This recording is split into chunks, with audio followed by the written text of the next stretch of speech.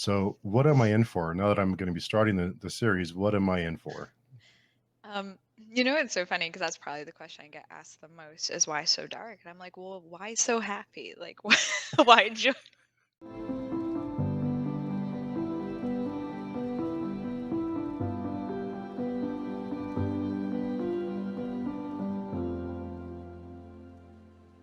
Hello, friends. I'm here today with author Halo Scot, the author of The Rift Cycle. The first book is Edge of the Breach. Halo, thanks for joining me today. Thank you so much for having me, and thank you for buying my book. That's awesome. Yeah.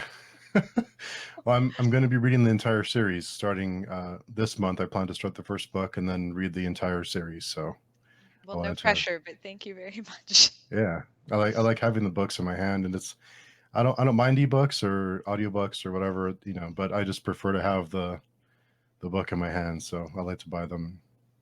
Tortured by paperback is good. Yeah, exactly. So before we went on, we are talking about jelly bellies and jelly beans, and we are talking about the, the favorite jelly beans.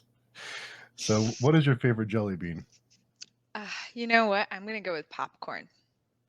Hmm. I know, like a lot of people wonder why, but it's just I don't know. It's been with me from the beginning, and that's my favorite one. I know. I was so sorry. I'm a few minutes late because I was eating jelly beans. Literally. It's a good excuse, though. So if you can, it could be anything to say. Oh, okay, that's understandable. Jelly beans. But yeah, the popcorn. It's amazing the flavors they get in these little jelly beans. You wouldn't imagine. I mean, who thinks of this? Who perfects flavors in jelly beans like that? It's amazing. A hero. That's Yeah. Whoever it is needs a Nobel Peace Prize or something. 'Cause, seriously, get on yeah, that, someone. yeah. Not all the heroes wear capes, right? Yes, some make jelly beans. Yeah. I'm sorry, I completely derailed. No, no, it's what I Eat have trouble jelly with. beans. Yeah, eat jelly beans, and what I have trouble with is when there's so many great flavors and like you have a handful of them, and there's so many different flavors. It's like you can't just throw them all in your mouth because then they get mixed, and then it's like a weird mixture of all these different flavors, and you can't appreciate the individual flavors of each one. Do you eat them all at one time, or do you pick them out? It's actually so funny that you said that because that was literally what a friend told me the other day. They're like, "Oh, well, at least Jelly Bellies, you have to slow down and eat them." And I said, "No, I just, I just throw them all in, and then like you don't know, you get the different flavors as you're like engorging on them." So, I don't know. I'm chaos. I'm sorry. No, it's awesome. It's good stuff. Yeah, jelly beans are amazing. I know how they do how they do what they do. It's wild. But I wanted to have you on to talk to you because I think you're and I always always kind of cringe when people say, "Oh, it's my favorite follow on Twitter or whatever." But you're my favorite account to follow because it's always hilarious. You always post hilarious stuff, and You're it far too always kind. yeah, it always cheers me up. Having a bad day at work and yeah, I see one of your messages like, "Oh, that's hilarious." Kind of There was one of my brightens my day. chaotic. Yeah, Well, thank you. That means or sorry, that means a lot to me. yeah. But yeah, God, now I should probably watch what I'm putting into the void. No, whatever it is, it's working. And what I was curious about is after I saw, I started looking into your books and I read the reviews and I've listened to a few interviews you've done and read a couple of them, and the response has been interesting from the books because from I usually see you posting hilarious stuff, and the response from the books is like, wow, that's really violent, or that's really dark and disturbing, which I love. I love those kind of books. So, what am I in for now that I'm going to be starting the series? What am I in for? It's so funny because that's probably the question I get asked the most is why so dark? And I'm like, well, why so happy? Like, why joy? But yeah, I don't realize how dark it is. I have on my website a content warning. There's abuse, a lot of murder, a lot of mental illness struggles in it, a lot of grief. but also poop jokes, because you gotta balance out the darkness. So like, and that is so funny. That offends some people. I'm like, okay, so you're totally fine with like people exploding, but then once you get to the toilet, you're like, that is the line, and we do not go past that line. But yeah, so basically, like anything, everything's in them, really. Every jelly beans aren't though, surprisingly. I don't think actually. So, what is your reaction when someone like me is like, "I'm gonna go read your books"? Would you kind of like, oh, kind of like, what is your reaction when people read the books and they have that response? I usually say good luck, I'm sorry.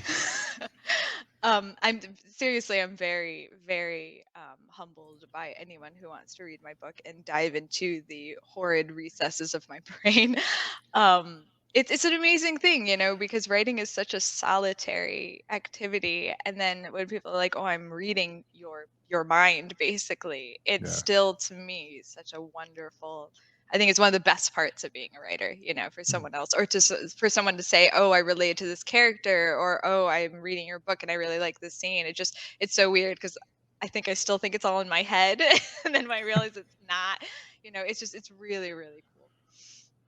It must be really strange as an author to spend so much time on a book and then you release it and it kind of goes into the void and you can't see people's reactions as they're reading it or as they're experiencing it. There must be a strange feeling of just, and then plus you have to wait for them to read the book to get their response, to get their reviews and what they thought of it.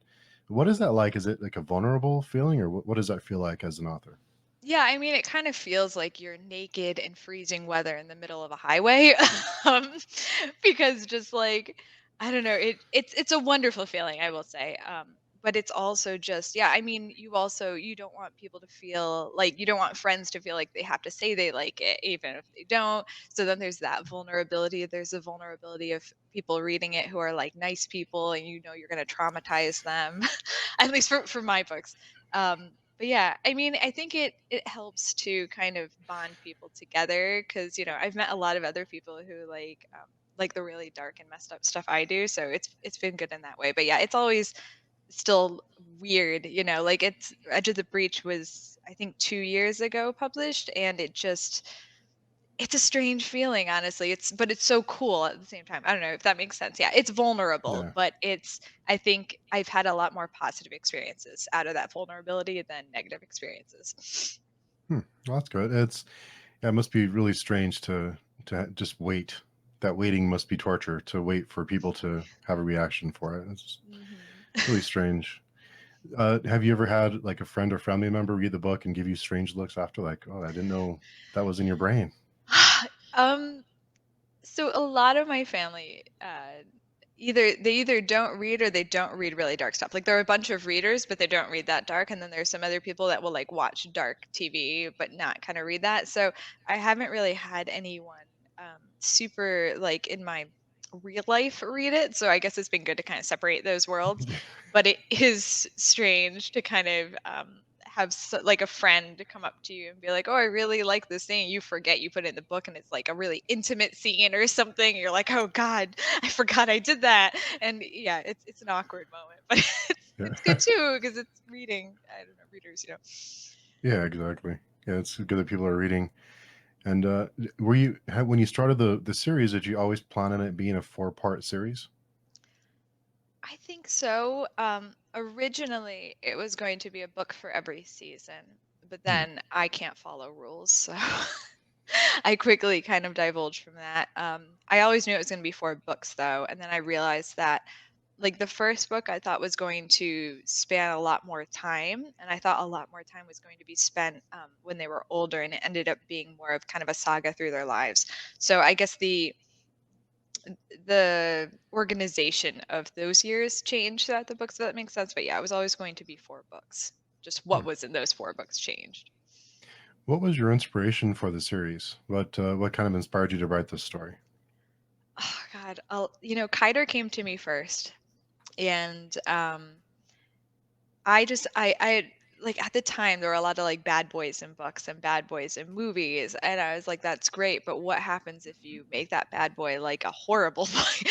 And like if you really push the boundary, because it was all like, oh, there's such a bad boy doing graffiti, and I'm like, what if they like, kill a bunch of people? Like how much would you forgive?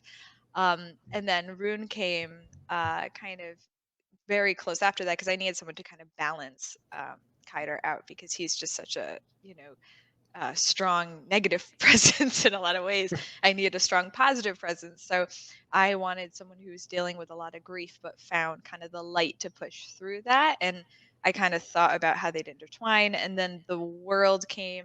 There was a lot of influence from like Red Rising, the book series. Mm. I've heard it referred to as like Star Wars on crack. Stuff like, that kind of categorical fantasy. It's like Star Wars if it was rated like NC 17. Yeah. That's hilarious. That's great. That's a good blurb for the book. Star Wars on crack. Yeah. I That's can great. only get George Lucas to read Yeah. Yeah, George Lucas blurb on your book would be great. Yeah, And I can dream. yeah. Jelly Belly would sponsor me before that. Yeah, there's a little Jelly Belly logo on the book. Hey, I'll Uh, do it. yeah. And what is your creative process when you're writing? um, Chaos. I work full time, so I can't really set a schedule so much. I do try to at least work during like my lunch break, and like little pockets throughout the day. But I guess on a whole, like I like to brainstorm a bunch and get a bunch of information together and kind of have just a lot of different elements. Like I need to know the characters and their conflicts and the world and its conflicts. And then plot kind of not takes a back seat, but I'm like, yeah, whatever. I'll like blow stuff up along the way. And that's kind of how it kind of evolves. So like I try to outline. I'm trying to get better at kind of structuring it out, but I don't want to. I feel sometimes if I over outline, then I don't feel like I want to write. Like a lot of the times I like, oh, I murdered someone I didn't expect to, a character. But and Specify. then should specify for my Jellybean Yeah. sponsorship. But yeah, so yeah, I would say I kind of get all these ingredients. I get a lot of conflicts. I try to get a lot of the motivations, and I need to know, like I knew the end of the series before I started writing. I didn't know how I was going to get there, and it changed along the way, and a lot of the details changed, but I knew what was going to happen in those final pages, and I think that helped me, that even if I take a different path, it's always like there's a direction, because I didn't used to do that, and then like I never ended up getting anywhere because I was just wandering kind of through the forest and doing and killing a bunch of people, but for no point.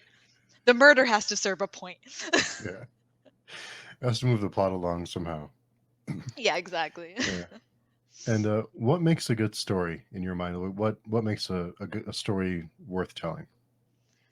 That's a good question. And I'm not equipped to answer it. I think that story is subjective. And I think what makes a good story is that it relates to someone who needs that story when they Hmm. read that story. So, because like I've read a bunch of like, and this is nothing against Nicholas Sparks, but it's not my style, but it's my friend's like favorite author. So, like for me, I would look at his books and not necessarily think it's a good story, but for her, she reads them and they resonate to her, whereas I read stuff that's like, full of murder. It resonates with me, but I think it's a good story is something that brings out the author's intended emotional response in the author's intended audience, if that makes sense. Kind of hard to Yeah. measure, but Yeah, it does. if you And find readers, then I think you've done your job. yeah. And what inspires you? um God, life in general, I've always loved sci-fi and fantasy. um I would say, like, growing up, Ray Bradbury, Star Wars were huge Hmm. inspirations for me. Um, but I think also just like shared human experience, shared human struggle. We all go through grief. Many of us deal with at least mental health, if not mental illness. Um, we all like to eat. I mean, that's like a common thread throughout the books too. But, like just stuff like common humanity within kind of fantastical worlds, I would say. Hmm. Recently, I've watched a lot of The Witcher, which is awesome, and stuff like I guess that Yeah. like speculative stuff. Yeah. And excuse me. I've read that you consider writing to be therapeutic. How is writing therapeutic for you? I think I tend to, well, I used to at least try to keep a lot of things kind of buried and not realize that I was burying them. And I kind of had trained myself so well to bury them that I didn't even realize I was burying certain like subconscious things I need to work through. And I think writing is a great way for me to kind of project onto characters without realizing it until you've written the scene. So it helps kind of deal with things like these big things like grief, and how do there's no right way to process grief. There's no right way to kind of process mental illness and to live with it and to put it into these characters and be able to kind of play within your world. I think it's helped me learn a lot about myself, learn a lot of ways that work and don't work for me. And just for me, it's been the best way to kind of make sense of the world and make sense of myself. Hmm. It always surprises me whenever I talk to horror authors or people who write really dark and disturbing books, and they're the most pleasant people. To be, it's strange that they write all these really dark and It's a disturbing, and mask. yeah, it's like what happens there? It's always so strange to me that you find that connection there. It's so maybe there's you're onto something there about it being therapeutic. I think the work itself is so dark that I get it all out. Well, hopefully. I mean, unless I Hopefully. just turn into a raving just jerk. But yeah, after you write a lot of murder scenes, it's therapeutic. Yeah. Everyone should do it. Everyone should write murder scenes. And how do you make these deaths impactful? How do you make them, instead of it just being gratuitous and just murder for murder's sake? How do you make them meaningful, and how do you make them impactful for the reader? Oh God, you have such great questions. I mean, I will say there is some just gratuitous murder because I just feel like it. But that gratuitous murder is just like I'm not gonna give it away anything, but like Kaido just gets fed up and he's like, whatever, just die, and like that serves to show that he just values human life, unless it's someone that he cares about so little. But usually I try to either have the murder advance the character who is murdering them, like if it impacts them, or to show the reader that it doesn't impact them or impacts them in a Mm. different way.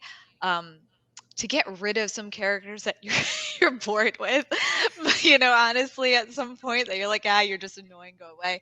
But yeah, no, usually it's to try to for character development for someone or someone else's, like sometimes it's Rune's reaction to what Kiter is doing. That shows you also how different they are. Because I think sometimes, especially me, I can get into Kiter's point of view and I'm like, oh yeah, all this makes sense. Just kill everyone. And then taking a step outside of his point of view and going into Rune's point of view and being like, oh my God, we can't do this. Yeah,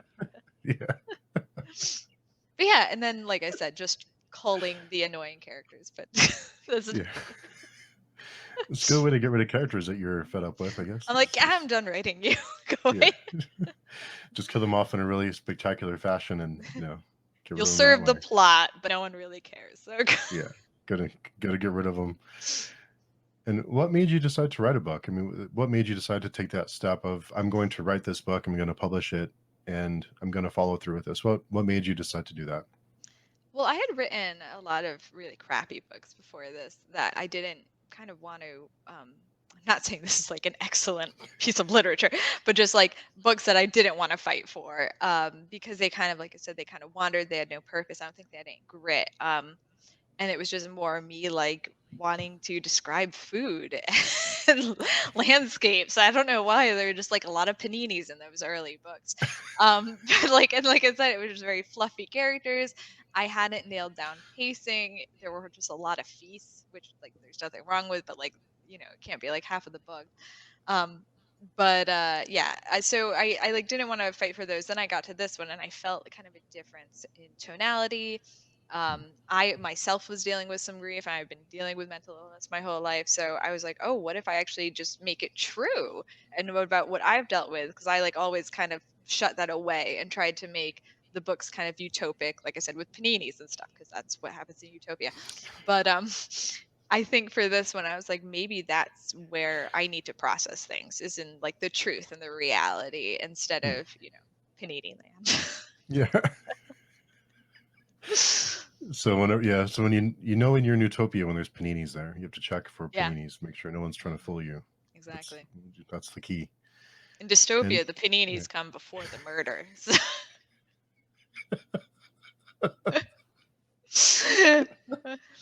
That's the foreshadowing. You're like, oh, yeah, it's pesto. It ain't gonna be good.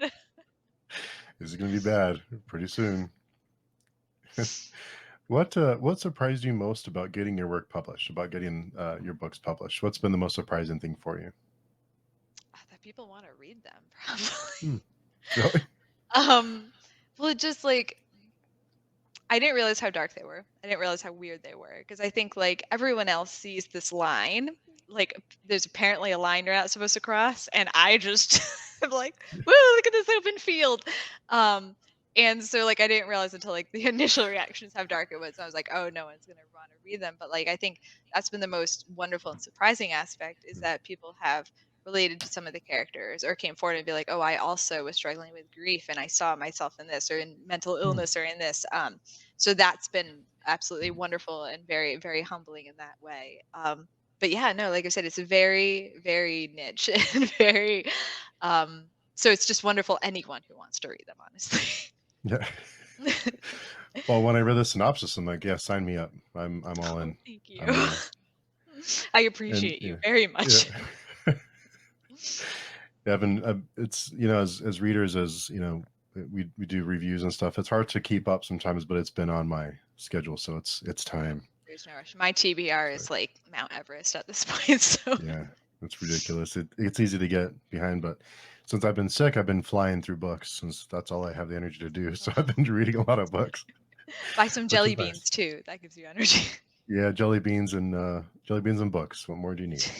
It's a well And balanced life. well balanced diet too. Jelly Yeah. beans, yeah. They have different flavors. You get your vegetables. You get veggies, you get fruit, all the major food. I'm sure there's some kind of meat flavored jelly bean somewhere. Probably, Somewhere. yeah. Yeah, like cheeseburger. Isn't there a cheeseburger jelly bean? There might be. I mean, I eat them so quickly, honestly. I don't like pause to consider what I'm doing. Just inhale them. But yeah. Yeah, check on that. I'm sure there's a cheeseburger jelly bean somewhere. I'm looking that up after this. Yeah, me too. If there's not, then Jelly Belly, get on that because you're missing a market. And sponsor this. Yes, sponsor the Rift Cycle. Yeah, and I'm sure you've been asked from people who are getting started in writing or want to publish a book. What advice would you give to an aspiring author? It's so funny. It's like I don't feel like legitimate to like be able to answer that question.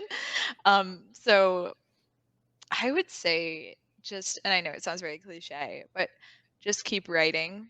Um, it's gonna be bad at first, but it will get better. And I think you have to just keep walking the path till you find where your kind of home in the literary world is. And I know I had to, like I said, write all those like panini utopias before I finally got to the point where I found where I felt more comfortable. And I think that the other thing is find good critique partners and good kind Hmm. of like-minded individuals because that's great. Like people you trust to tell it to you straight and to tell it to you like if they say that they like it, they actually liked it. And you also value them as like a friend and a writer, so you know that they're able to give good feedback. I think that's been very instrumental in me to be able to like it. It's a big confidence booster because like when you start out, you know no one and you're just writing and you're like, I don't know if anyone will want to read about all this murder, so you just put it out there. But then when someone else is like, oh, I do, let's be critique partners,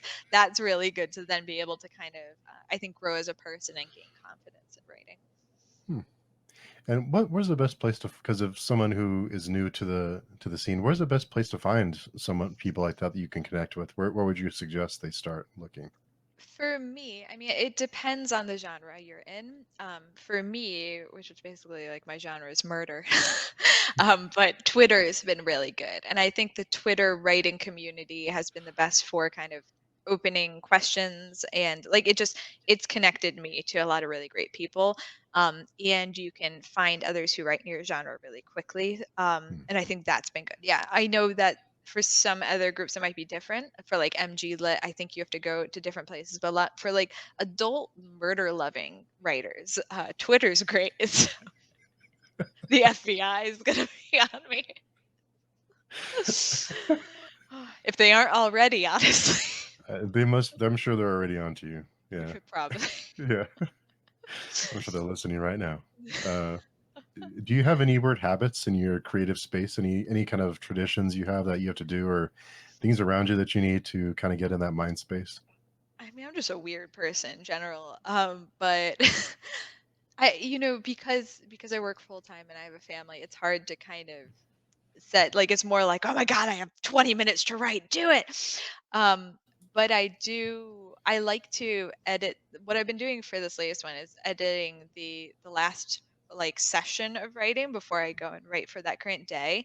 And I think Mm, that helps me ease into. So instead of like freaking out and looking at a blank page and having like the existential crisis of like, I can't do this, it kind of, you see what you've done and you edit it, and then you kind of gain confidence to keep on going with it. So I think that mm. that's been good for me, and that's something that I'm like editing as I go a bit, and getting back into the swing of things. Also have a weird plastic pig that I like near me, but I don't really know if that's helped or not. But I'm not going to move it at this point. So, Yeah, yeah. I'd read about the plastic pig, and I wondered what's his name. Does he have a name? um, I think just Piggy. It's Piggy. Well, pity actually, because Oh, pity. it was my daughter's when she was really young, and I got rid of like a lot of like she didn't really hang on to any toys except that one, but she couldn't say piggy, so she said pity. So now I've claimed pity as mine. So yeah, that's the story behind pity. So pity just sits there and judges you as you're murdering people in your books. Yeah, pity sits on the highest shelf in the bookshelf and just looks at me. Just nods in disapproval the whole time. Exactly. Yeah. And I also read that you are one of the co-founders of queerindy.com. It's a website, and I wondered if you can tell us a bit about that site and kind of what the goal for it is. Sure. Yeah. Thank you so much for bringing that up. So yeah, I'm one of the founding members of queerindy.com, and we like to elevate queer and ally indie authors. And I think we have a few traditionally published authors too. Basically, queer and ally members. We're trying to make it like a big inclusive community of Mm. writers. And it starts. Other founding members are Mario Delolio, Ash Knight. Thinking about, I almost said Blink Drive, but Drew Merkel and TT Banks, and we all try to work together and just yeah, I guess bring more awareness to indie lit, to queer indie lit, and to just all these different types of stories. And early on, we had just a bunch of really awesome allies that we Mm. wanted to include on the site because it felt exclusive to me to kind of be like, no, you can't be a part of this, even though they were being so supportive. Mm. And so yeah, that's why we did that kind of like the queer lit and the friends of queer indie part. And we actually currently have awards going on for everyone in our directory. So if you go to Oh, cool. queerindy.com/vote, or I put a giant juicy vote button on the homepage, you can vote for your favorite authors in their categories. So, and there's Oh, some cool. really, really cool stories. Like that's what I love about Indie Lit is that just you get stories that are very, very creative, and very outside the box. And I just think it's a great place to go and to be inspired. I meet fellow murder lovers, honestly, too. Yeah, Not everyone, but some of them. This has turned into a murder and jelly bean interview. yeah. Murder and jelly bean. They go Yeah. together well. Before they come in, do you like murder? Okay, you can come in. Yeah. Yeah. What's the So password? Jelly beans. yeah, jelly beans is the password. Jelly bean murder. Yeah. Poison. And yeah, poison jelly beans. And for someone who wants to help support the site, what can they do to help support it, or other than, of course, spreading the word about it and sharing articles and things like that? What's a way for us to help support the site and get help the authors that are involved?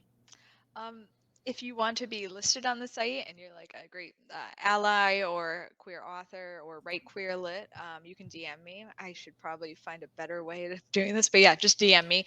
Also, if you go to the directory and you find like a genre you like, supporting authors by buying their books is the best way, Mhm. and then leaving a review because reviews are gold. And, Amazon loves those juicy reviews for the algorithm. So feed the algorithm, leave a review, and yeah, that's a great way to support the authors.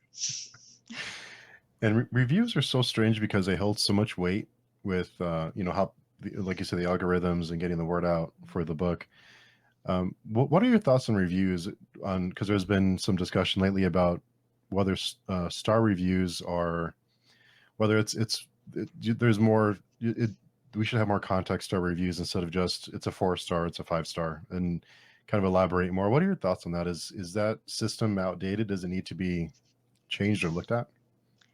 I think it's so hard because what I might rate as a 5 star for certain reasons, someone might use those same reasons and be like, oh, that's a 3 star for me. Or some Mhm. people might be like, I never rate above 3 stars, because I just like 3 star is a good rating and it means like it was a good book. But at the same time, for like indie authors and the way Amazon views it, it's like, okay, well, if indie authors get less reviews. So if you're like, Mhm. oh, it's okay and I rate it 3 star, I'm not saying you should bump it up just to bump it up, but it just, I think it's a hard system because it's like everyone's giving a 5 star for a different reason. Everyone's giving a 3 star for a different reason.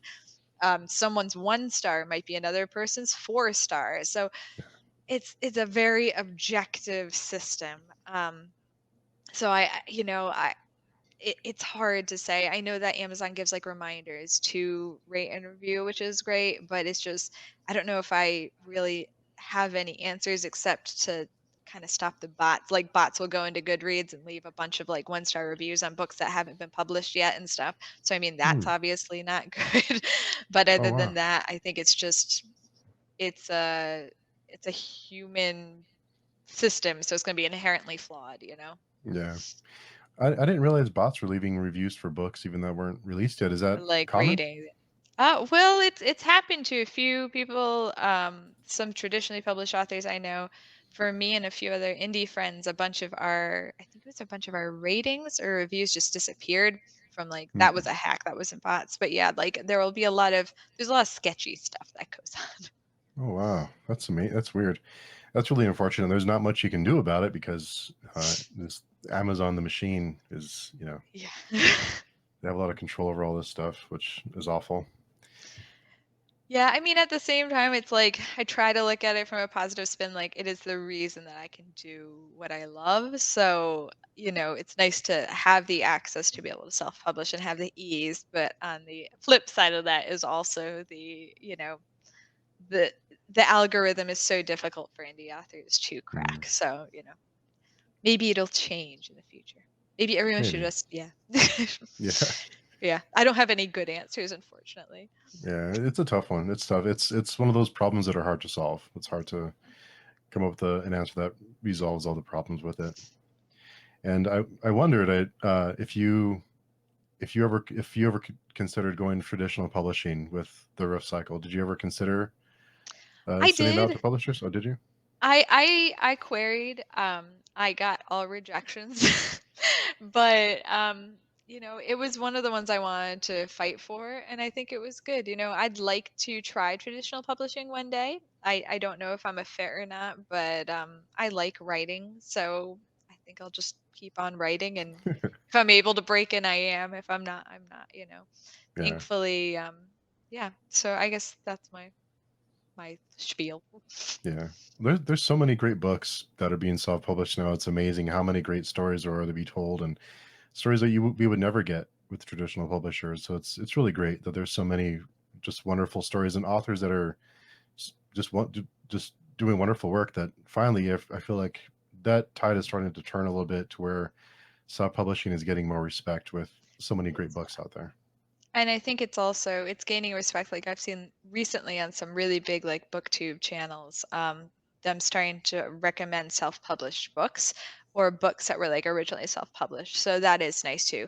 I guess it's always hard to know what's subjective and what's objective, like catching the market, writing to market. And I know my stuff is very odd, so it's hard to fit, but I just try to get better as a writer, because there's always room to grow.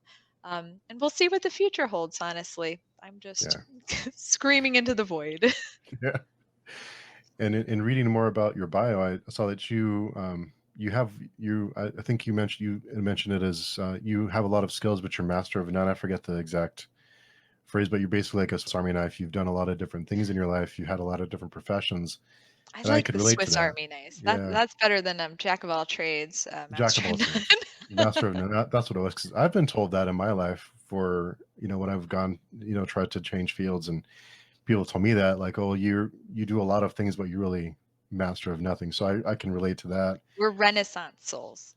Yes, I like that. Yeah, so that Renaissance. And I know that you've been a teacher. And one of the professions you had as a teacher. And what did you learn about yourself during your time teaching? Well, I was a teaching assistant and I was a teacher for a very short period of a music director of a summer camp. And I gained the utmost respect for teachers during that time. I also realized that I'm just not a natural teacher. Like I said, I loved being a student, but it is like I said, I praise be to all teachers. Like having to manage that amount of kids, and to kind of deal with the individual needs of the kids along with the group needs of the kids. It was just, yeah, I think I learned patience. um, and I learned that sometimes you just need to have a dance party and call it a day. Yeah. Those were my two takeaways. Probably why I'm not cut out to be a teacher. But I have a lot of great teacher friends, and honestly, like, I have the most, like I said, the most respect for them. It's an amazing, very difficult profession, and the people who do it well, it's wonderful. Yeah. Oh, it's 9 a.m. Dance party. Let's call it a day. Yeah. Yeah, I'm like, "It's Okay. 9 a.m., let's go home, kids." Yeah. You learned this is music-ish. Yeah. This is music related. It's fine. It's fine.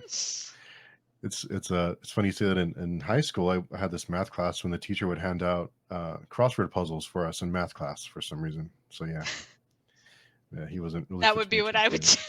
Yeah, like okay, crossword puzzles, sure. I'm done teaching here, kids. Yeah, here's a crossword puzzle. Just be Here's quiet. and some jelly Okay. beans. Keep to yourselves for the next 5 hours. Just be quiet and do your crossword puzzles, eat your jelly beans, and leave me alone. I'm all on board with that. Oh. And I know that you majored in music. Is that correct? In school? Yeah, for my undergrad, I majored in music, and I actually think that that taught me a lot about like Hmm. handling rejection because like, and like I had Oh. some wonderful, wonderful professors, but a lot of like where I went to school, music, it was very kind of conservatory focused. So it's always like Hmm. you're not good enough and you'll never be good enough. So like Wow. every day it was very tough. There were juries for even though I wasn't a performance major, we had to perform, and it was just like, um, you know, be like performing the piano and performing something incredibly difficult for a bunch of people, and then just getting no response or getting very clinical notes because like that's what they needed to do. So like they were doing it the right way, but it was very, I think it was a very character building experience to be able to just Hmm. take rejection or to take critical.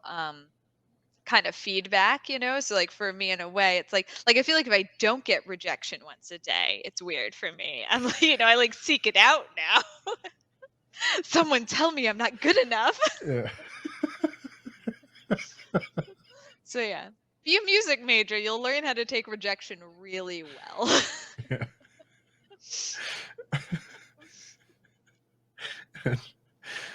I wondered in composing music. I want because you did a bit of composing from what I read, and I wondered what that taught you about writing. If you learned cadences or rhythm that helped you with words when you became a writer. It's actually so yeah, I focused on composition because I'm just not a performer at all. Um, but it's funny you mentioned that because I didn't realize it at the time. But then looking back, people are like, "Oh, you have like other people would tell me you have a phrasing to your writing, you have a cadence to your writing. That's how I can tell what kind of your voice is Hmm. to me." And like I hadn't noticed it. It was just kind of I was writing, but then I realized I was actually writing prose the way that I would kind of compose songs and like how I use a lot of different kind of motives throughout that I hadn't realized it just because I was, like, kinda taking it from the musical world and applying it to the kind of literary, not to call Hmm. myself literary, but, like, to the book murder world. But yeah, I definitely think learning harmony and learning resolution, and also there are things called, oh my god, my music theory is going away, but like fake cadences basically, where you think and like here, you think something's gonna resolve, there's a bunch of tension and it's building, you're like, "Oh my god, just, resolve the chord," and then it doesn't resolve it kinda correctly, it goes fake. God, I can't remember the exact phrase, but yeah, it's a false cadence, and learning stuff like that in music, I think I've applied it subconsciously because I didn't Yeah. mean to, but, like, to writing where, you're like, "Oh, yay." It's kinda like the temporary triumph, and then someone gets, like, brutally slaughtered. It's that whole like, that's the thing. It's like, "Oh my god, we're all happy, they're dead." And then it's like so I it kind of it's there's a lot of crossover between music and literature. There's a lot of death in music too, honestly. Yeah. There's, like, opera. They're all killing each other. Yeah. The connection between literature and music is murder. That's what I learned today. Yes. Yeah. This Yes. is my dissertation. And people who learn music really well, I always wonder, do you wish you can go back and unlearn music? Because when you listen to the radio and stuff that's on the radio, do you ever say like, "Oh, this is all crap. I can't listen to this." Do you ever wish you could unlearn and just enjoy like pop music or like It's it's funny because, like, I'm not a snob by any means when it comes to music. Like, I truly love, like, all types of literature, all types of music. I think everything has its purpose. Like I was saying before about, like, if you reach an audience, then I think you've done your job. Um, that being said, it was really funny because my form and analysis teacher, I think it was my junior or senior year of college, of undergrad, said to me, "After this class, you're never gonna be able to listen to music again, like the way that you used to be able to." And it's so true because like it's if there's music playing in the background, like a lot of people will be like, "Oh, I listen to music when I write," and sometimes I can, but I'm like, it distracts me because then my analytical mind goes off and starts like it's too much of a focus, it kind of drains my focus on that way. So yeah, I guess in a way, but at the same time, like the things I've learned from music have helped inform my writing. So hmm, I wouldn't undo my brain, but I do think it would be nice to be able to turn it off and just be like, I don't care if this is, like an augmented sixth chord, just I want to hear it. yeah, Because all the ear training is focused on that of like being able to hear it, and then when you're hearing it in music or like being like, oh my god, I know that's like a flat six, flat seven dominant chord resolution, and then yeah, it would be nice to not be the nerd in the room being like, guys, I got it. yeah. It's there's so much to music that because I just like listening to music. I don't know much about music, but there's just so much to it that's so interesting to me. Do you still play instruments now, just for fun? I play the piano a bit. I don't really learn that many new songs because I don't really have like that much time. But I play like I mean like honestly like my college music teachers would probably be like, "Oh, that's what you're playing." But, Yeah, it like, I play a lot of kind of pop stuff or, like, relaxing stuff. I used to play trumpet. I've taken out a few times and then realized that, I am very rusty and should not do that for my neighbor's sake. Um, I played flute a bit, but still, yeah, I think piano was the one that I really liked because you can see all the chords, you can be kind of an orchestra yourself, whereas, like, with trumpet, like, unless you're playing taps, like, yeah. it's kinda hard to, command well, I mean, like, some people can. I was never that good of a player to be able to really command the room. Hmm. Yeah, it's definitely it looks like a lot to Sorry, I'm like, master. unless someone's dying, you can Yeah, good jazz trumpet players can totally do it. I just was not that way. I was more like, "I wanna play a really loud instrument. Let's get the trumpet." That was my reasoning. I'm sure. Yeah, I'm sure your neighbors enjoy that when you pull it out. Yeah. Yeah, I'm already the weird one, so just hand them your books and they'll not bother you again. They'll just leave you alone. seriously. You won't hear any complaints anymore. And I know that from what I also read that movies were a big part of your childhood and they were influential for you. Do you have any favorite movies that you watch every so often? Oh, God. It's hard to say favorite movies because like I'm a very transient person. Like I change a lot, so it'll like my favorite will change day to day. I will say, Star Wars was very instrumental to me, and I would watch those movies over and over and over and over again. Um, so I would say like I don't know if they're my favorites, but they've meant the most to me, if that makes sense. They've been like Hmm. I had started watching them when I was really young and I kept watching them. So I think just they were very formative. Um I watched Tenet recently, and that was Hmm. totally like a mind warp. I loved it. I was just like the whole movie was like, I don't know what's going on, but it's cool. And then you get to the end, you're like, oh my God, I gotta watch it again, and I still don't know what's going on. But so yeah, I would say that's like a recent favorite movie that I've watched. I know for like TV, Battlestar Galactica, I would say I Hmm. can say that is my favorite television series because it's got the humanity aspect, it's got the cool gadgets, it's got the fighters, it's got the murder, it's got the stuff blows up. But I love that whole like since Cylons robots looks exactly like humans, it's like, well, where's the line? And because I'm just someone Hmm. who doesn't see lines, Yeah. apparently, I love that series. So yeah, I would say that Star Wars and Battlestar Galactica and Star Trek too. But Star Trek's just a bit too not happy for me, but like No, I no. love it dearly too, but it's all about like goodness. And I think it's good for me to watch to be like, okay, let's not go down the dark path. Don't be a Sith Lord today. Yeah. Star Trek needs more murder. I'll write for Yeah. you. Who do you want to kill off? Yeah. So speaking of movies, and I know we're past the holidays, but there's an important question I wanted to ask you, which is Die Hard a Christmas movie? Yes. Hmm. 100%. Yes. It's definitely a Christmas movie. Oh my God, I love Die Hard. It's like Die Hard and Love Actually. I know they're completely like different, but those are like the movies I watch every Christmas. They're amazing. You watch like everyone being happy, then you watch everyone just like being, I don't know. There's also like a catharsis to just being like, you're in Christmas, you're like, oh, did I get all the packages from everyone? And then you watch a movie where everyone's like, just, you know what, let's just blow stuff up. I'm like, yeah, that's totally my energy. Like I'm done with the the cards and the wrapping. Because I have a bunch of people who have birthdays around that time too, so it's like added like stuff, which is great. I'm not saying it's not, but Die Hard is nice to watch too. Then Okay. I'm like, oh God, why did you have to be born in the winter too? Yeah.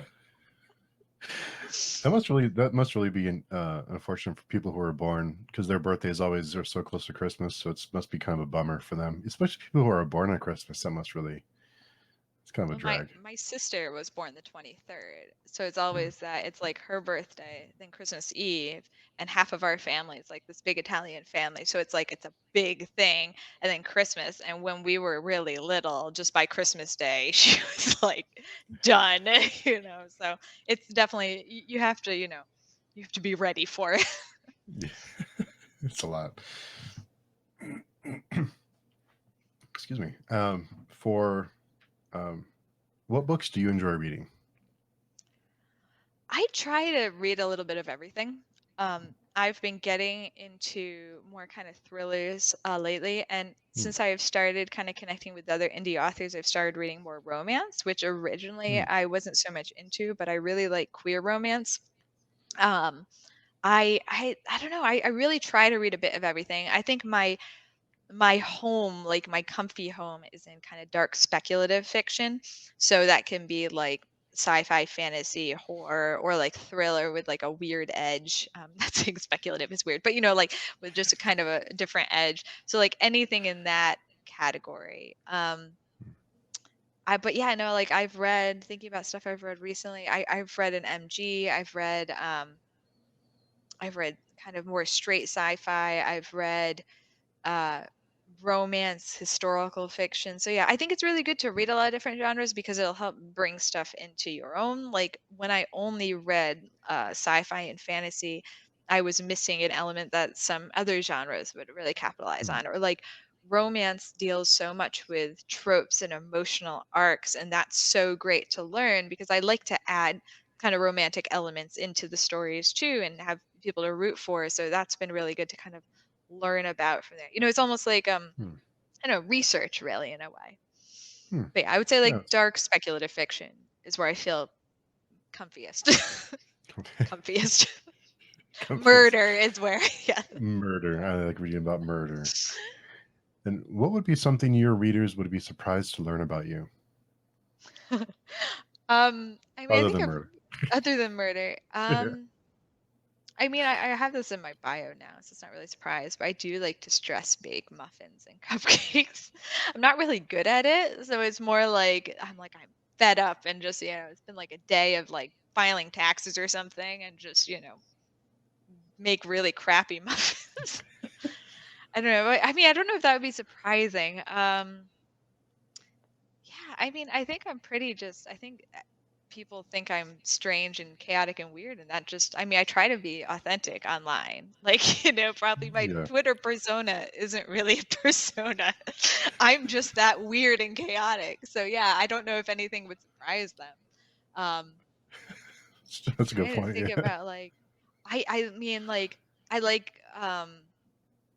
yeah, no, I'm trying to think of like I like watching House Hunters sometimes and seeing like pitting the people against each other and then judging them. But I feel like everyone does that. I don't think, they never pick the right house. They're always going to be angry. I don't know. Like, I don't think it's really that I would say that would be the most surprising thing. Yeah, I love watching like those home renovation shows and just, judging them. Which I shouldn't, because like I'm not a good decorator by any means. So it's just me totally just with my pile of jelly beans being like, ha, you chose navy. So yeah, it's like the And that's what reality TV is for, isn't it? Though I mean, it's part of it is you just want to judge these awful people that put themselves out there for like I'm pretty sure you for signed fame. something. They're like everyone's gonna make fun of you, just so you know, while they're sitting on their couch eating jelly beans. Yeah. I'd Where do I totally sign sign my up. soul? Yeah. Like give me money, sure. Come in and judge. Oh man. Was there a hobby or thing you wanted to try? You're really excited to try, but once you tried it, you did not enjoy it. Ooh, that's an excellent question. Um, Well, okay. So I will say this. I have flown a plane before, and it was a Hmm. biplane. And it's not that I didn't enjoy it. This is gonna make me sound like such a nerd. But so like I've always wanted to fly a plane. And then for my 30th birthday, I ended up flying one. And I think I realized that what I wanted to really do is fly like a Star Wars speeder and flying like a biplane. It's very different. Like it takes off slow. A lot of it's about like maintaining altitude and making sure you don't stall and die in the ocean. But like it's not about shooting anything down or whatever. And like, the few times like I kind of like flew by myself, I was always going a bit too fast and stuff. So I would say that it wasn't that I was disappointed. Like flying was wonderful, but I didn't feel like a Jedi. So I would say that would be the disappointing part. But like it had nothing to do with the biplane. Like there was no advertisement that you would be a Jedi Knight in this scenario. But yeah, I would say that would be the thing. Like at first I thought I would want to get my pilot's license, but then I realized I just want to be a Jedi. So completely unrealistic goal. The plane needed more gun turrets. I know. I'm like, so how do I shoot things out of the sky? Yeah.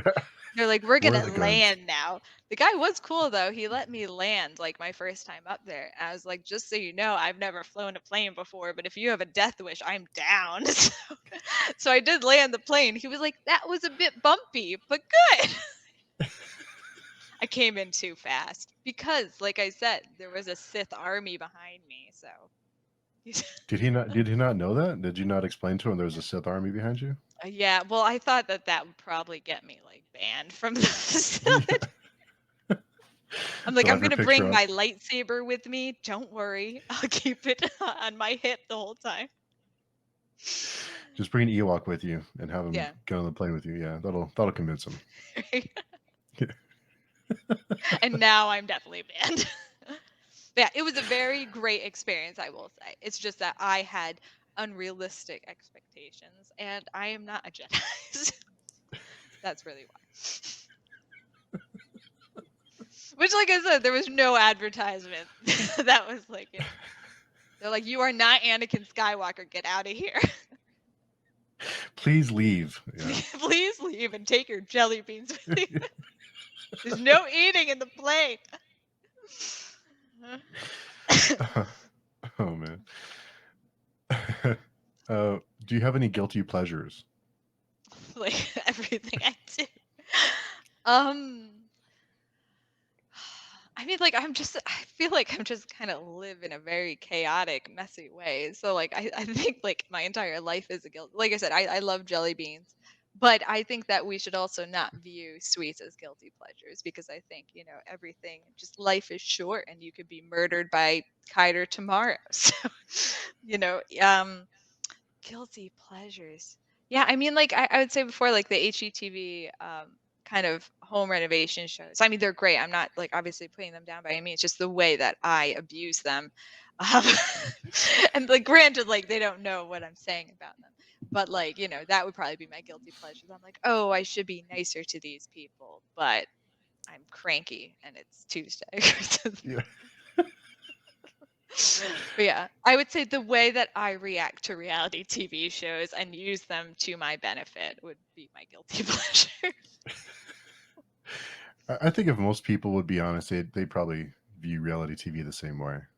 Or judging like the Great British Baking Show contestants when I can't make any of the stuff they're making. Being like, oh yeah, you didn't cook that long enough.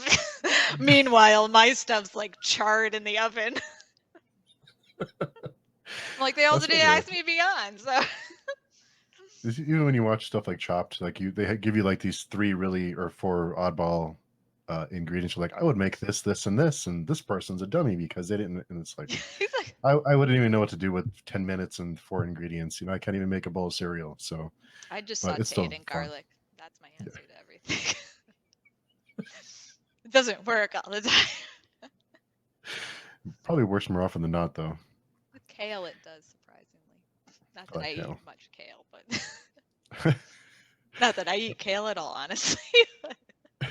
Trying to look good after my jelly beans. Yeah, got to even out the jelly beans. And we did have a question submitted by Stephen Black. Yeah. Uh, yeah. I don't know if you should want to read that off, but Yeah, why did you lick it is the question, right? yeah. I mean, so I should give some context. Connor Braden is the host of a Storyteller podcast, and he is a wonderful friend. And he very kindly asked me, Stephen Black, and Ross Young to do a D&D campaign with him Hmm. last Christmas. So just to give context for the licking, they were not in person, but so try to keep this brief. But God, I'm really sorry. This is gonna make me sound like such a jerk. But so anyway, I was really excited. Let me say, I'd never played D&D before, but I was like, this is awesome. I played as Sir Nicholas Cage, and because he was like a dark chaos mage or something, I was like, which is the one that can blow a bunch of stuff up? So I chose that one. But I was just like, just so you know, I have no idea what I'm doing. I'm a chaotic person. Feel free to uninvite me. you know, just laying this on live. He's like, no, it'll be great. I'm like, all right. So anyway, we had scheduled a dress rehearsal for a week before we were going to film it. And they're all in Europe and the UK. So I was the annoying one on the East Coast of the States that was like, okay, like I don't feel like getting up early, so can we do it in the afternoon? So keep in mind they all were working around me because I'm a jerk. But so anyway, I knew about this date for like a month before. I was very excited. And I'm usually a very responsible and organized person. I'm going to say that. But this day, something came up the night before. And my friend was like, hey, can I come over? And then it turned into, hey, can I come over and do shots? And I was like, sure. Let me just say, like, I do not usually do this. I'm usually like the in bed by like 10, like person. But anyway, that night we decided to do shots. And this all goes into to why the licking. But I don't know what happened. We were having a really good time.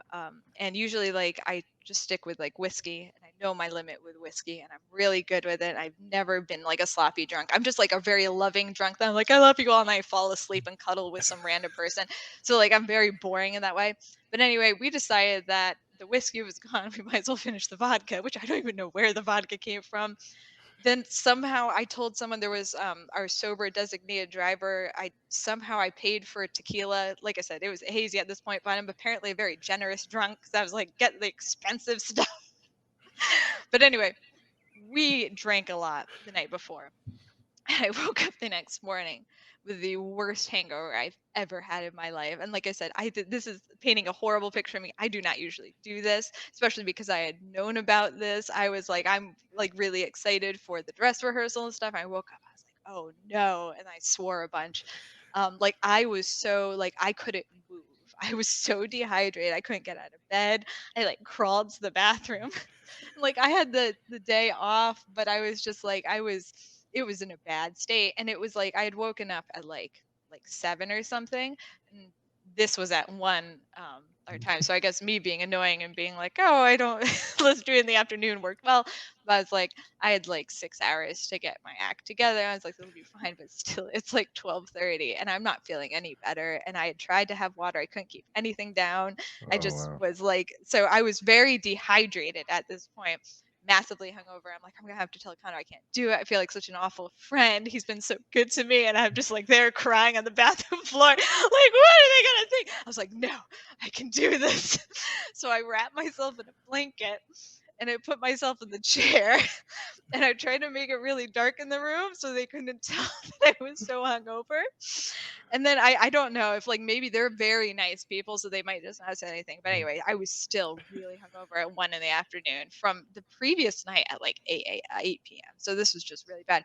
But so we were doing something, and I'm just trying to like keep like focused and not pass out because I felt like I was gonna faint. Like, and I started to black out several times during the dress rehearsal. And I felt like such an awful person. So anyway, we get to this point where D&D is very much it's kind of like like Connor was the dungeon master, and he would ask us like to do different stuff. And so far like I was like, all right, because I'm like having to use all my brain power for this. I'm like, all right, we're just walking forward. Yeah, I'll walk into the tavern and I'm like trying to get stuff. And then Connor tells me, I think he's like, you reach a potion, what do you do with it? Or no, I think it was ice maybe. Like I said, I'm sorry, I was so hungover at this point. But so the first thing that came into mind with ice or potion, I think it was both of them, but was just to lick it because I was so thirsty. And then that became the thread that lasted kind of throughout the campaign. So it was because I was a terrible person and I got drunk the night before and I was so hungover that I didn't know what I was saying. I decided licking the ice was the best course of action because maybe my character was as hungover as I was. So that is the long story. But yeah, I apologize, Connor. It has never happened before and it will never happen again. Be careful when you mix hard liquor, is the moral of the story. It was bad. It was bad. I Are swear, you like I said, I'm usually like the boring person who's eating jelly beans and has a beer. But this night, I was just like, live hard. Oh, it was bad. did you continue playing D&D after that? I have only played well my kids have like a simplified version of it, but it often involves like dinosaurs that eat people because they've apparently inherited my love of murder. So, yeah. But yeah, so like in that capacity, I have, but I haven't done anything yet. I don't know if Connor will invite me back after this. I'm like, I was hungover from the 10 shots I was stupid enough to do the night before. Let's lick stuff again. But yeah, so I'm sorry. Let me just offer my apology to Stephen, Ross, and Connor that I was a bad teammate, and I will own that. It's one of those things you never really hear the end of, right? Well, it's funny. I thought I was going to take it to my grave because, like, so the dress rehearsal was on like one Saturday, and then we filmed.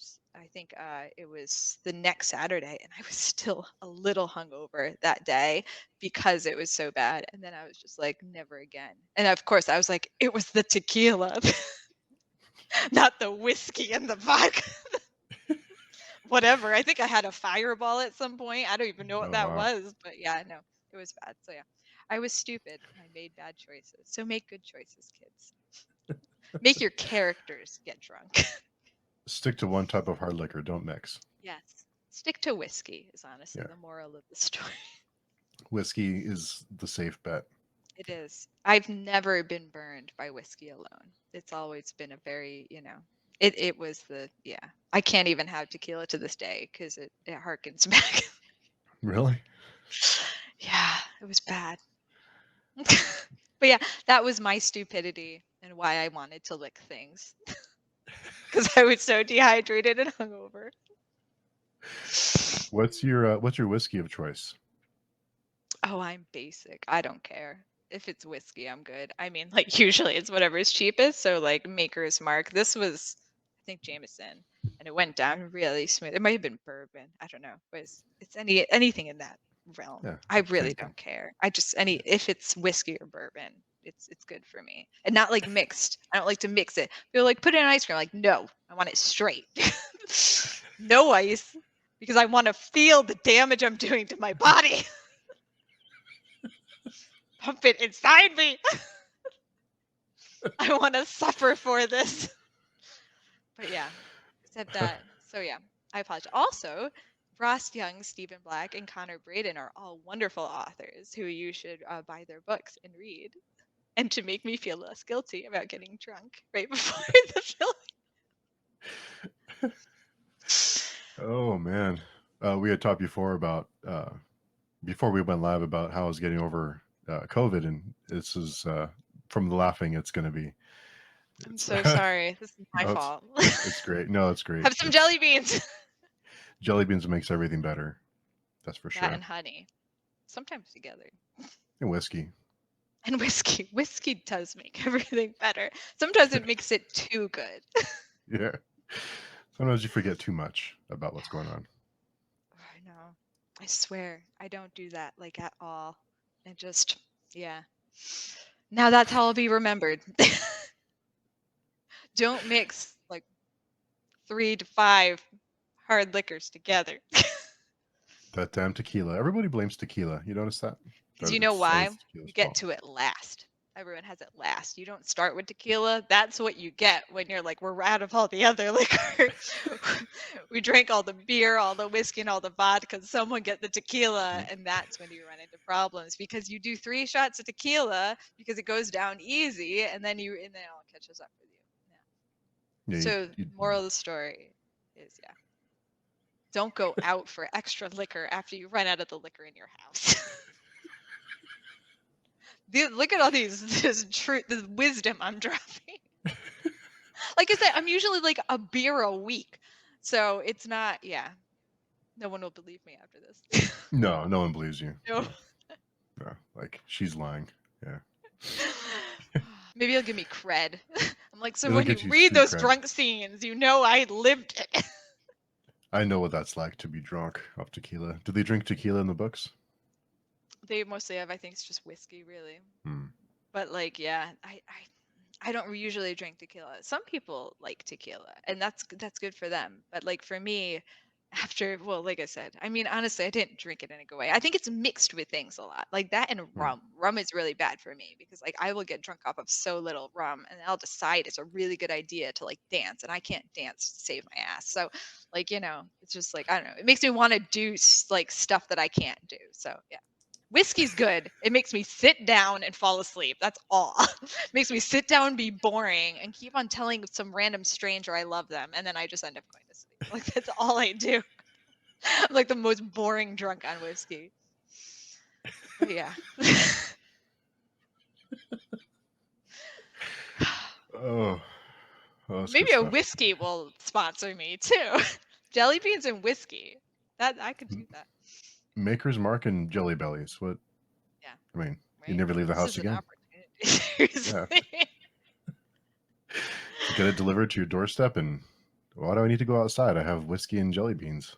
Yeah, the jelly beans will help you get more buzzed. And sorry, this is really making me sound like I drink all the time. Yeah. I've done some stuff, kids. Yeah. I've done things.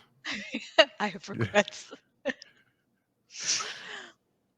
So I do have 3 questions that I try and ask every guest. So the 3 questions. The first one is, if a zombie apocalypse happened today, what would be your weapon of choice? You know what? Honestly, I would be killed first in a zombie apocalypse. Um, so I'm not even gonna try to fight because I'm like, you know what? It's just not even worth it. I'd probably get my whiskey, sit on the couch, and be like, why expel the energy? Like it's not gonna end well, you know? And it's just gonna, do we really want to live in that world? So yeah, I know it's not like the best option. Or I'd like steal a biplane and just try to flee, you know, like go to an island that they weren't on. That's a bit, yeah, let's go with that one. I would steal someone's plane that I can't really fly and try to figure out how to get in the air. And yeah, I would flee for an island. Hmm. Or I would drink whiskey on my couch and just say whatever and turn on like Netflix and binge a series because I'm like, this is probably the last we're gonna be able to do this. So, you know. I think the worst. No machete, no guns, just whiskey Whiskey or a and plane. Netflix. Yeah. Hmm. Then you can really be a Jedi. You feel more like a Jedi that way too. Exactly. With the whiskey Yeah. and Netflix, or with the plane. The plane. There's enough whiskey. You feel like a Jedi too. I mean, there are a lot of Jedi we don't know about. There could have been that like whiskey drunk Jedi that like I'd relate to. They're like, you never really did anything in the series, but it's there. You became a Jedi and just got drunk on whiskey all day long. What happened to them? You know, well, you can use the Force to like bring food to you. You don't have to get off the couch. I mean, seriously, change the channels with just going like this, and yeah, I'm telling you, there's wasted opportunities. It's just a way to drink more whiskey, really. Really, yeah, Yeah. basically. Probably good that I don't have Jedi powers. Yeah.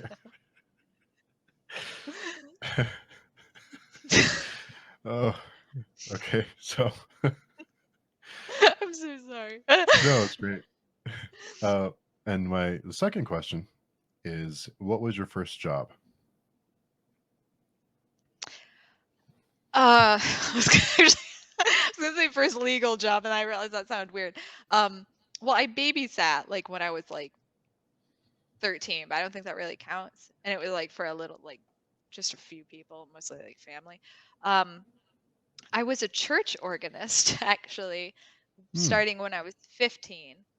Um, but that was like only once a week. And then I was an usher, excuse me, at a theater, starting because I couldn't start like so, like, I don't know, you can do church work earlier because, like, I don't know, it's a church so they can get around loopholes, and I wanted to make money. But yeah, I don't know. So, like, my first official job was as an usher, but I was also a church organist under the radar, not under the. But like, you know what I mean? Like, you're not officially supposed to work until you're 16, at least in the state I'm in. So yeah, but I got around that by ambitious. Yeah. But yeah, I would say usher would be my like first official job. That was like more of a schedule, but church organist was like the one before that. Hmm. What did you learn from that experience? Um, I learned how to sight read really quickly. Hmm.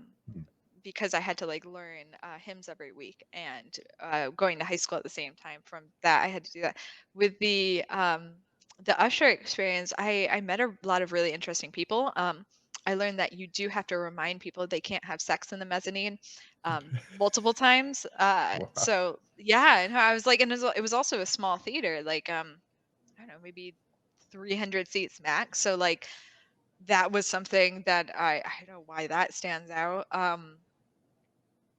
It's advocate for yourself, but sometimes it's good to suck up to the boss too. I guess. Make friends with the person who runs the candy shop because then they'll sneak you jelly. Wise Geez, yeah, like words. this Yeah. started really young. I literally worked at the theater because I was like, ooh, there's candy. and they'll pay me for just standing there and watching the show. But yeah, yeah, I would say I don't know through any real like life-shattering things I learned then. But yeah, I met a lot of really nice people at the church job. A lot of them were it's kind of, I think it was congregational maybe, but like it was a lot of mixed kind of faith, and it was cool to see people come together and just kind of be Hmm. more spiritual. um so yeah, I would say be nice to each other, be kind, and you might get jelly beans out of it. What more motivation do you need? Get jelly beans. I didn't mean to hijack this with jelly beans, but it's just No, on it can my be mind. hijacked by anything. It's jelly beans. I mean, Right, who can and argue? whiskey. Yeah, and whiskey and jelly beans. So the last question I have for you is: if roles were reversed, was there a question that you would have asked that I did not ask? To myself or to you? To you. To me. um why did you stupidly get drunk right before the dressers? Um, I think you honestly, you asked the all brilliant questions. Yeah, Hmm. no, I don't have anything more I would add. I mean, it probably would just be something chaotic and completely irrelevant, so, as is evident. I try and expand on my set of try and get new questions, and if there's something I missed, then I try to kind of expand my repertoire of questions. So Well, I now always you like to can ask. ask, have you ever gotten wicked drunk right before Phillies? That is going to have some interesting answers for sure. Well, Yeah. maybe people make me feel better because I felt awful like that morning. I was like, "Oh my god, I'm a horrible person and I'm gonna do this." But yeah, maybe everyone was hungover and they were just all hiding it. I don't think so. I don't think you're alone. I think there's more people out there. They're living in shame, and now they can feel like they can come out and they can say, "I too have gotten drunk before a rehearsal. I too have been a bad friend. I too drank tequila the night before. I am not alone." I too was burned by tequila. Yeah.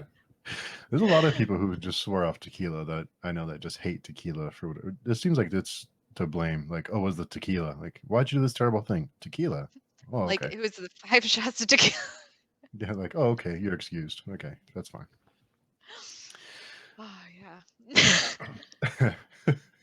Well, it doesn't make you tired. I think that was the issue. Like tequila just doesn't make you tired. Well, at least in my experience. So it just encourages you to do dumb stuff. Where it's like whiskey, it's just, I don't know. I know it's like the kind of like it's the mature drink. It was moving on to the vodka and the tequila that was not mature. Yeah. So, if someone's looking to connect with you, where's the best place to find you? Send me jelly beans. No, but you can go to haloscot.com. You can go to my Twitter or my Instagram are both halo_Scot. I'm usually doing something dumb and stupid on there. So it's unfortunately easy to find me. I don't know if that's a good thing. But if there's a post about cheese, chocolate, or whiskey, it's usually because of me. So yeah. Or queerindy.com too. That's my more professional side. And what are you working on now? Are you working on another book? I am working on, I have a novella out to some beta readers that I'm gonna Hmm. self-publish. It's a bit different. It's not quite as dark. Well, I said it wasn't quite as dark, but I mean there's still, I think I just inherently have darkness in me. So, it's not Sith Lord dark. It's like Jedi that's kind of debating, their self-worth dark. Um if that makes sense. It's not like Darth Vader dark. It's like Anakin Skywalker right before he murders all those kids dark. I guess that's still the anyway. But yeah, that's what I'm eventually gonna put in some avenue. I I have two things querying at the moment, both standalones. And if those end up coming back to me, I might self-publish those. Hmm. Um, and then I am working on a work in progress that's been kind of happy and like uplifting lately. So I have to kind of Hmm. analyze myself and see what's going wrong. But yeah, oh yeah, and I was kind of working on a novella, but it got really incestuous, and apparently that's weird. So I don't know. It was just like literally, I was like, stop having sex with your sister. So yeah, I've abandoned that for now, and I went to this uplifting one. So yeah, I'm kind of all over the place at the moment. But this work in progress I'm working on now, I plan for it to be a series. So I think it's good for me to like put a stake in a series because otherwise I start writing incestuous novellas and that just gets weird from there. So, no one wants to read that. I don't know. You might find a group of people out there who are into that kind of thing. Never know. Yeah, well, I mean, I've seen a lot of things. I don't know. It's like once I started writing it, it came like recommended to me because like someone's definitely stalking me. It was like in my Google suggestions that they were like, "Oh, I didn't like this series." I don't even know what it was, but it was like some review came up that was like, "I didn't like the series because there was incest." I was like, "Be open-minded." So yeah, but now I've abandoned that at least for the interim. Unless incest becomes like vampires and like it's all glittery in the sun and incest is the next Twilight. You're a trendsetter for sure. Yeah, Yeah, it's going to be the right. next thing. Yeah. No one will see it coming. Oh, Oh man. Oh. sorry, I'm so chaotic. No, that's And great. this is me That's on like a chill day. I'm not drunk and I'm not hungover today. This is just me. I didn't lick anything today. that's early. You never know. True. There's tequila to be drank. Yeah. Unfortunately, there is still some left. But if anyone wants Just tequila, I have extra. So yeah. yeah. Anyway, Just waiting for a bad day. just waiting for me to make bad choices again. It's just looking at me from the corner I put it in. This corner of shame. In the corner of shame, just collecting dust, waiting for that right moment to jump out. I know. I'm like, I'm not gonna drink you again, but I'm also not gonna give you away. You can't tempt me. Yeah. Oh yeah. And Pity the Pig is meanwhile just Pity's hanging out. judging. Yeah, Yeah. Pity's judging me because I haven't written today. And I thought I was, but you know what? I think we put so much pressure on ourselves to be productive. So today I was like, you know what? F it. I'm going to have some jelly beans and just go on YouTube and watch these. Like, have you ever seen the T-Rex versus like other army videos? No. No? Oh, completely random aside. If you search, oh God, what was it? Oh yeah. So T-Rex, this is really cool. T-Rex army versus chicken army. Oh no. My kids got me into this, and it's just literally you watch like I don't know, it's like like 20 T-Rexes against like 20,000 chickens, and it's like 20 minutes long, and you watch the entire thing because you want to see who's gonna win, and it's Oh just no. literally just, yeah. I Down the won't give rabbit hole I away the go. ending, right? And there But are all these yeah. other ones too, where it's like like this one where it's like Jesus against a bunch of dinosaurs and stuff. So it's very yeah, there's a wide range. But yeah, so anyway, that is my suggestion of where to go. Whiskey while you watch chickens and dinosaurs duke it out. Oh, can I give, because now that I've gotten completely off track, may I give a few shout outs to indie books I've read recently, if Of course. that Yeah. works? Hmm? Because I feel like I should, after being such a bad friend after my drunk story, I've recently read Organic Emotions by Lali Love. And yeah, that's the poetry. So that's a poetry anthology. Letters from Italy from Dr. Mario Del Olio. It's a story about how his immigrant parents met and fell in love through letters and then moved from Italy to the United States. Dead Festive by Ross Young, which was just absolutely hilarious. That's out now. The Letters from Italy was an arc, and Organic Emotions just released too. But yeah, Dead Festive. It's just like Ross Young is like if Terry Pratchett, George Carlin, Monty Python all just like took out their brains and shoved them together. I think he's funnier than all of them though. It's like seriously just like crap yourself laughing. But so be careful what you eat before reading. But anyway, but yeah, I've also read. I don't want to release the title because I don't know if she said it yet. But Hmm. the sequel to The Moon Hunters by Anya Pavel. I read an arc of that. Um, and that was just like it is hard to write a sequel, and it's really hard to write a good sequel, and she just nailed it, blew me away. Hmm. It's about this post-plague society, and it's great. Like I said, I don't want to say too much just because it hasn't been like officially released yet, but stalking pays off, and so that's I was just like, can I read it yet? And then by the MG I recently read was and I can say this title because it's coming out soon this year, is Simone Lefray and the Red Wolves of London, which is the second book in the Simone Lefray series by S.P. O'Farrell. And that was just, like I said, like, now that I'm just a murder loving, like kind of chaotic person. And this was an MG that was just it was so good. And that I just like, it captivated me, who's not the target Hmm. audience at all. So I'm saying, like, that's how amazing it was written. And it has a neurodivergent main character, which I just love. And it has just like, I love how the main character is smart, she's clever, she's quick, she's a spy for the ministry. It's just, yeah, it's amazing. Just finished that. That's coming out soonish. And I think, oh, I'm trying to think. I think That that was covers the Red Wolf of London. Red Wolves. Yeah, the Red Wolves of Wolves.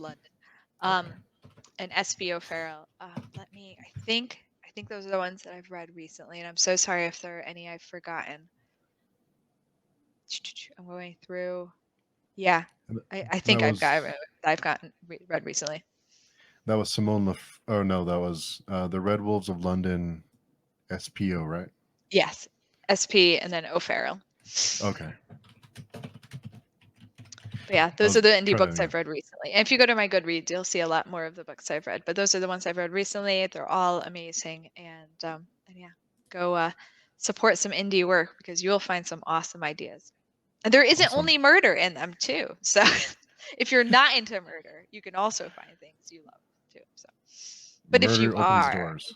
Yeah. yeah, Murder but yeah, it's opens a great doors. range too. So Yeah, I'll be sure to add all of the books. I found SP O'Farrell's page here.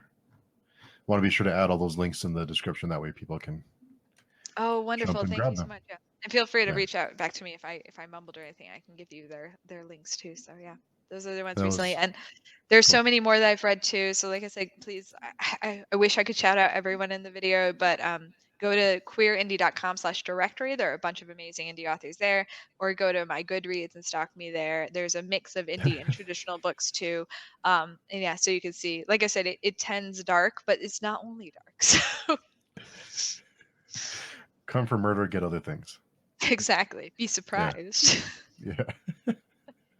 That sounds a little sketchy, but yeah. Well, I want to thank you so much. It's been an absolute blast. I haven't laughed this much in a long time. So thanks so much for coming by to chat with me. And I wanted to ask you if, when I'm done with the series, if you'd be willing to come back and chat about the entire series and answer all my questions, and I can pick your brain on why you enjoy murder so much. I would be absolutely thrilled. Thank you so much. This has been a blast. Yeah, and thank you for having me. It would be my honor. Thank you for listening to me ramble about jelly beans, planes, and whiskey, and murder, and murder. Don't forget murder. Yeah, Don't don't forget forget murder. murder. I always feel like I start and I'm like, I'm going to be professional this time. Yeah. And then I'm just like, that line, I never see it. So, Yeah, it's just an open field. Yeah. it is, right? The world is your oyster. Not oyster, Yes. that's close. Get your pearl. That came out wrong. Yeah.